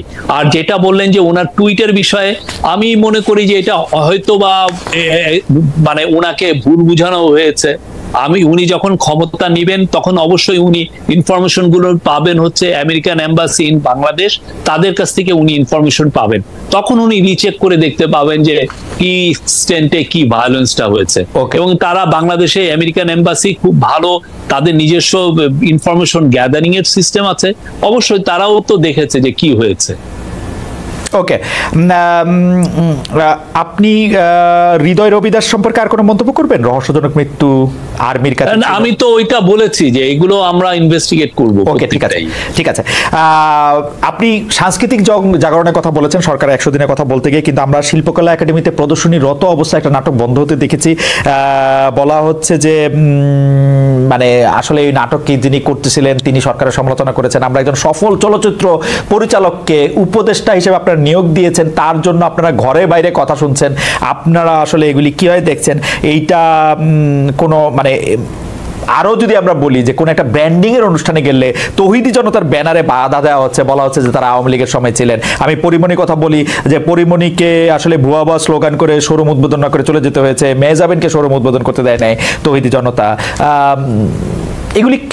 এগুলিকে আপনারা আসলে কিভাবে দেখেন? মানে সংস্কৃতিটা জায়গায় এই শিল্পকলা একাডেমিতে নাটক বন্ধ, আমরা সংস্কৃতি কিভাবে দেখি? আপনি শিল্পকলা একাডেমির যে ডিজি যিনি হয়েছেন তার অ্যাপয়েন্টমেন্টে বুঝবেন। সৈয়দ জামিল উদ্দিন আহমেদের চেয়ে brilliant stage director, theatre director বাংলাদেশে নাই। আপনি এটা জানেন, তার সর্বজন গ্রাহ্যতা আছে। আর যে ইনসিডেন্ট হয়েছে সেটা নিয়ে তো আমরা অলরেডি বলেছি, আমরা স্টেটমেন্ট দিয়েছি। হ্যাঁ, এবং জামিল ভাই খুবই ব্রিলিয়ান্টলি এটা হ্যান্ডেল করেছেন। আমরা সবাইকে মনে করি, সবাই আমাদের কালচারাল সবাইকে আমরা ধারণ করি। আমরা চাই যে বাংলাদেশের নাটক আরো উত্তর আরো নতুন হাইট স্কেল আপ করুক। আমরা এটা চাই বাংলাদেশের সিনেমা জগতে আরো ব্রিলিয়ান্ট সিনেমা হোক, আমাদের এখান থেকে যেন অস্কার পায়। আর যিনি এসছেন তার বিষয়ে দুই একজন মন্তব্য করেছেন, এটা হতেই পারে, কেউ না কেউ তাকে না অপছন্দ নাও করতে পারে, but Mostofa Sarwar Farooki is a brilliant filmmaker. উনি বাংলাদেশের কালচার খুব ব্রিলিয়ান্টলি বুঝেন। শফিক ভাই, আজ থেকে 5 বছর পরে সাংবাদিকতার কোনো ছাত্র যখন নিউজ পেপারের কোনো শিরোনাম দেখতে গিয়ে দেখবে যে শিল্পকলা একটি নাটক প্রদর্শিত হওয়া অবস্থায় বন্ধ করে দেওয়া হয়েছে, শিল্পকলার ডিজি মঞ্চে দাঁড়িয়ে বলেছেন আর নাটক চলবে না, মানে এর কাছাকাছি জিনিস তো আমরা টিনের তলোয়ার, মানে 1970 সালে উৎপল দত্তের ওই নাটকেও আমরা দেখি নাই। ইংরেজরাও তো নাটক বন্ধ করে দেওয়ার জন্য হুমকি দিয়েছিল, তার জন্য তাকে জেলে ধরে নিয়ে যেতেছিল। নাটক তো এমনি প্রদর্শনীতে অবস্থায় বন্ধ, মানে কি প্রদর্শনী অবস্থায় বন্ধ করা হয়েছে তাদের সিকিউরিটি চিন্তা করে। এবং আমরা তো এটা যারা এই যে প্রোটেস্টটা করেছে তাদের এই প্রোটেস্টটাকে আমরা কন্ডেম করেছি। আপনারা এইভাবে তো ডিসরাপ্ট করতে পারেন না। আপনার যদি কারো ব্যক্তির উপরে যদি আপনার অভিযোগ থাকে, আপনি অভিযোগ পুলিশে দেন, আপনি প্রেস কনফারেন্সে বলেন যে এই লোকগুলো এই কাজ করেছে, কিন্তু আপনি এসে নাটকটাকে ডিসরাপ্ট করবেন। এবং জামিল ভাই যেভাবে এইটাকে দিয়েছেন, এটাকে সমাধান এনেছেন, ফ্যান্টাস্টিক। আমি মনে করি উনি খুব ওয়াইজলি ডিসিশন নিয়েছেন। মানে পুলিশ ডেকে নিরাপত্তা দেওয়ার থেকে নাটক বন্ধ করে দেওয়া ভালো। তারপরে দেখেন না, আবার তো পুরো তো এরপরে আপনি 5 বছর পরে ওরা দেখবে যে বাংলাদেশের একটা সাংস্কৃতিক পুনর্জাগরণ হয়েছে, যেখানে সবাই খুব ভালো ভালো করছেন, খুব ব্রিলিয়ান্ট নাটক হচ্ছে, ব্রিলিয়ান্ট সিনেমা হচ্ছে। বাংলাদেশ খুবই একটা ফ্যান্টাস্টিক জায়গা কালচারালি, এবং আমি মনে করি সামনে আরো ভালো জায়গায় যাবে। আর শোরুম উদ্বোধন করতে যাওয়া বা মানে পাবলিকলি আসার ক্ষেত্রে নায়িকাদের ক্ষেত্রে তৌহিদি জনতার বাধা, ওইটি কিরকম? দু একটা আইসোলেটেড ইনসিডেন্টকে দিয়ে কি আপনি পুরো একটা সমগ্রটা বিচার করছেন? কারণ আইসোলেটেড ইনসিডেন্টই তো আসলে সমগ্রটাকে বিচার, তাই তো করতে হবে। আর কেমনে করব? পুরো ইনসিডেন্ট হয়ে যাওয়ার পরে করব? মানে 500টা ঘটনা হওয়ার পরে বলবো 500টা ঘটনা ঘটছে, একটা ঘটনা দিয়ে বলতে পারবো না 500টা ঘটনা আশঙ্কার কথা? না, একটা ঘটনা দিয়ে আপনি এটা মাঝে মধ্যে এগুলো স্ট্যাটিস্টিক্যাল বিলিভ বলে, আপনি স্ট্যাটিস্টিক্যাল বিলিভ দিয়ে আপনি পুরো ইয়েকে করে। আমি তো দেখছি যে সবাই মানে ব্রিলিয়ান্টলি হচ্ছে, 5টা শোরুম উদ্বোধন করতে গেছে 2টায় বাধা দেওয়া হয়েছে, তার মানে 40% বাধা পড়ছে। ব্যাপারটা কিরকম? না, এটা কোনো ইয়েই না। আপনি দেখেন না, আমরা তো বলছি যে, আর আমাদের কারো প্রতি কোন ইসলামিস্ট কোন গ্রুপের কে আমরা প্যান্ডারিং করি না। আমরা এসছি একটা মহৎ দায়িত্বে, রাষ্ট্র বিনির্মাণে যে গণ অভ্যুত্থান হলো তাদের ইয়েকে আমরা ধারণ করে আমরা এই কাজে আছি, তাদের স্পিরিটটাকে ধারণ করে। আপনি গতকালই এক সংবাদ সম্মেলনে শফিক ভাই নিজেই স্পষ্ট করেছেন জুলাই আগস্টের হত্যাকাণ্ড নিয়ে কোনো ঢালাও মামলা আপনি পছন্দ করছেন না। মামলার আরো একটি দিক হচ্ছে হত্যার বিচারের জন্য মামলা হয়েছে, এমন নিহত কাউকে খুঁজেও পাওয়া যাচ্ছে। এই বিষয়টা নিয়ে কিছু বলবেন কিনা? আপনি কালকে স্পষ্ট করেছেন। না, আমরা আমাদের পুলিশের কাছে এটা বলা হয়েছে যে যদি কারোকে হয়রানিমূলক মামলা করা হয়, আপনারা প্রত্যেকটা মামলা তাড়াতাড়ি আপনারা এগুলো ইনভেস্টিগেট করেন। আপনারা দেখেন যে কার কার এগেইনস্টে যাদের নাম এসছে তাদের এগেইনস্টে এভিডেন্স গুলো আছে কিনা। এভিডেন্স গুলো না হলে তাদের নামটা ফেলে দেওয়া হোক, এটা পুলিশকে সেই সেপ্টেম্বর মাসে এটা বলা হচ্ছে। ওকে, আপনি একটু পলিটিক্যাল অ্যানালিস্ট হিসেবে দেখবেন কিনা যে আওয়ামী লীগ সরকারের পতন আন্দোলনে কিন্তু সবাই আমরা একসঙ্গে ছিলাম, মানে বামপন্থী, মানে পলিটিক্যাল পার্টিগুলির কথা আমরা বলতেছি আর কি, যে আমরা তো ছিলামই পলিটিক্যাল পার্টিগুলি, বামপন্থী, বিএনপি, এমনকি বাম ধারার বুদ্ধিজীবী যারা আছেন তারাও অনেক ক্ষেত্রে সরাসরি আন্দোলনে অংশ নিয়েছেন, পুলিশের বুকের সামনে দাঁড়িয়েছেন, অনেক কিছু করেছেন। কিন্তু এখন তারা অন্তর্বর্তীকালীন সরকারের সমালোচনাই শুরু করেছেন, কিছু ক্ষেত্রে বিরোধিতা করছেন।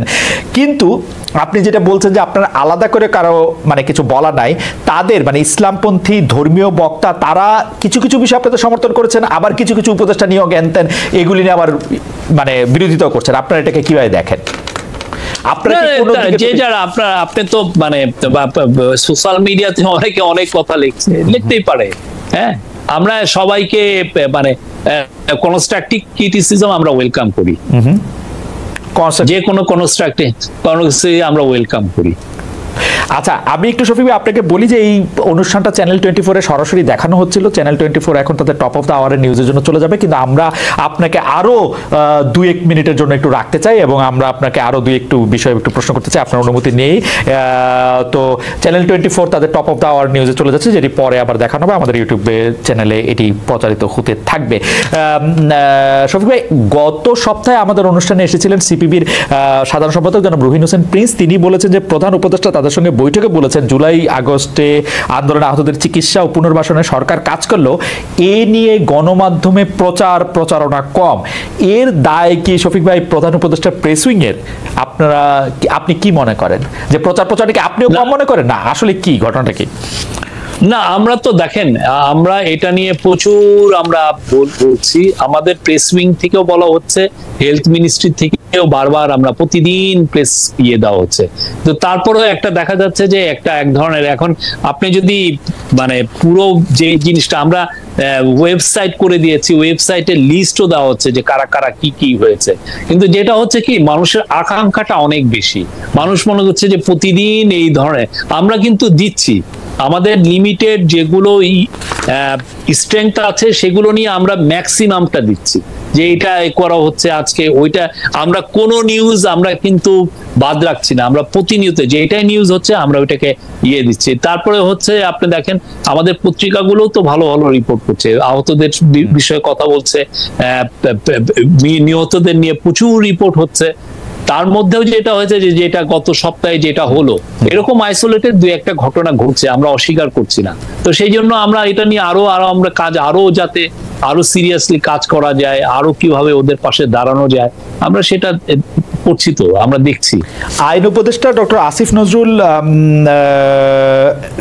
কে অনেক সমালোচনার মুখে পড়তে হচ্ছে, বলা হচ্ছে যে তার মধ্যেই আসলে সবচেয়ে বেশি সমস্যা। আবার অন্যদিকে ডক্টর মোহাম্মদ ইউনূস মাহফুজকে সব আন্দোলনের পেছনে আছেন বলে পরিচয় করে দেওয়ার পর জাতিসংঘের সম্মেলনে গিয়ে তার বিরুদ্ধেও আসলে নানা ধরনের কথা হচ্ছে। অনেক বেশি কথা হচ্ছে স্বাস্থ্য উপদেষ্টা ডক্টর নূরজাহান বেগমকে নিয়েও, স্বাস্থ্য উপদেষ্টা নূরজাহান বেগমকে নিয়েও। এইটা আসলে আপনারা এটা কিভাবে দেখছেন যে মানে সিঙ্গেল আউট করা হচ্ছে, আক্রমণ করা হচ্ছে, গাড়ি আটকে দেওয়া হচ্ছে, এগুলিকে কিভাবে দেখছেন? আমি সবাইকে অনুরোধ করব, যারা যারা এগুলো নিয়ে ভাবছেন, অনেক বড় বড় পত্রিকা এই যে আইন উপদেষ্টার সাথে আসেন না, ওনার সাথে একটা দিন থাকেন, দেখেন উনি কি কাজগুলো করছে, বা নূরজাহান আপাকে নিয়ে হচ্ছে নূরজাহান আপার কাজগুলো দেখেন, উনি তো যথেষ্ট ডেডিকেটেড হয়ে কাজ করছেন। আপনারা এসে তার সাথে থেকে দেখেন যে উনি কাজের মধ্যে কোনো গাফলতি করছেন কিনা, ওনার কাজগুলো নিয়ে উনি কি অবহেলা করছেন কিনা, আপনারা দেখেন না। আমরা সমস্ত সাংবাদিককে ইনভাইট করি, আসেন দেখেন।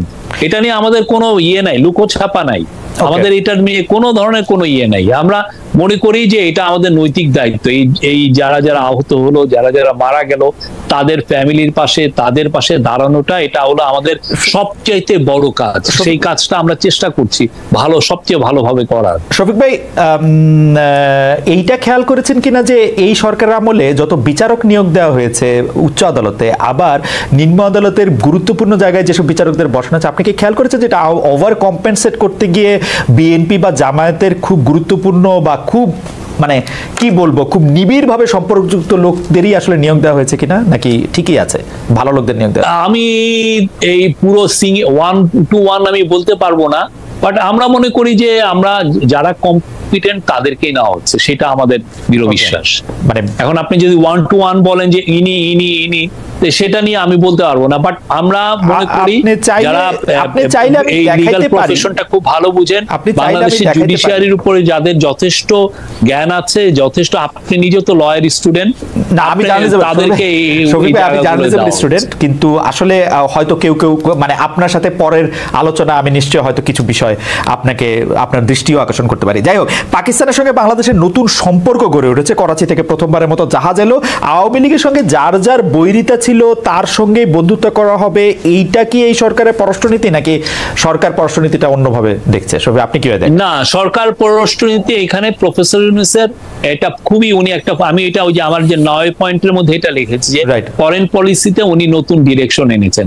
এটা কি উনি চাচ্ছেন যে সার্ক যেটা মরিবান্ড হয়েছে, মানে একটা মৃতপ্রায় হয়ে রয়েছে, সেটাকে উনি রিভাইভ করতে চাচ্ছেন। সার্কের মধ্যে সমস্ত দেশের সাথে যাতে আমরা খুব দৃঢ় একটা খুব সুন্দর সম্পর্ক তৈরি করতে পারি, এই জন্য এই বছর ওনার ইচ্ছা ছিল যে আমরা, উনি যখন ইউনাইটেড নেশনের জেনারেল অ্যাসেম্বলিতে গেলেন তখন ওনার ইচ্ছা ছিল যে যতগুলো সার্কেল লিডার আসবে তাদের সাথে যত একবার 5 মিনিটের জন্য হলেও যেন ফটোশুট করা, তাতে হয় কি এক ধরনের মেসেজ যায় প্রত্যেকটা দেশে যে না আমরা একসাথে আছি।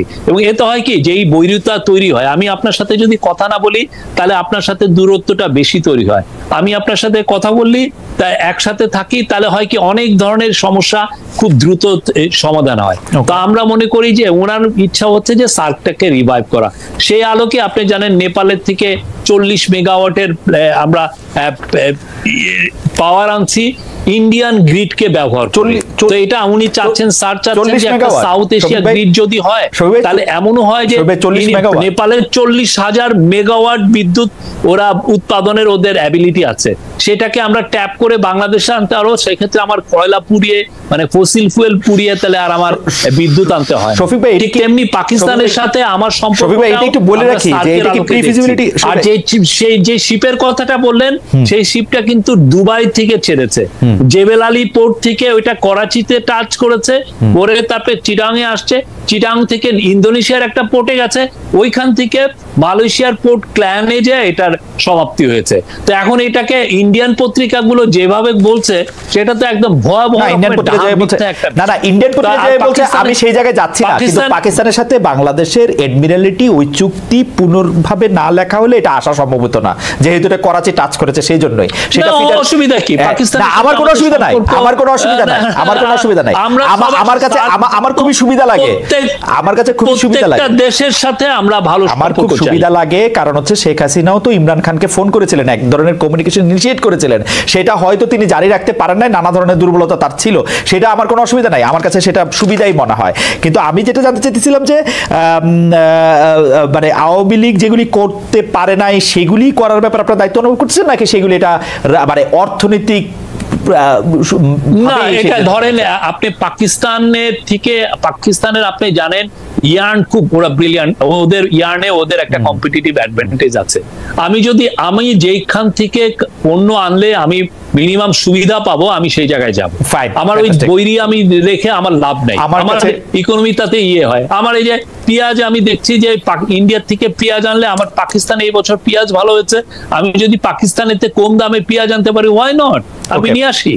তা আমি এই যে আরেকটা দেশকে আমি ইয়েতে রেখে আমি ট্রেডের ক্ষেত্রে we want to be good friends of everyone. ওকে, শেষ প্রশ্ন, আপনি আপনার জায়গা থেকে যে নেপাল থেকে যে আপনি বিদ্যুৎ আনতে করতে বলছেন, সেটাতে তো আসলে করিডোর হিসেবে ভারতের মাটি ব্যবহার করতে হবে, সে ব্যাপারে আপনাদের কথা হয়েছে কিনা ভারতের সঙ্গে? সেই ব্যাপারে আমরা স্যার বারবার বলছেন যে উনি চান একটা সাউথ এশিয়া গ্রিড হোক।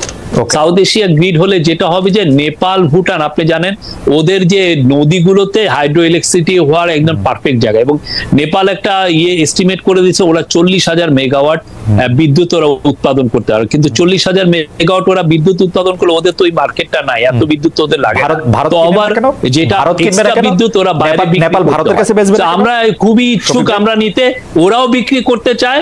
আমাদের যেটা করতে হবে, নেপালের সাথে আমাদের একটা দূরত্ব হচ্ছে 40 মাইলের গ্রিডের মতো, রাইট, সেই জায়গাটা ইন্ডিয়ান গ্রিডটা, এবং আমরা ইন্ডিয়ার সাথে এই ব্যাপারে কনফিডেন্স বিল্ডিং নেপাল বিদ্যুৎ উৎপাদন করলে সেটা ইন্ডিয়া কিনবে না কেন?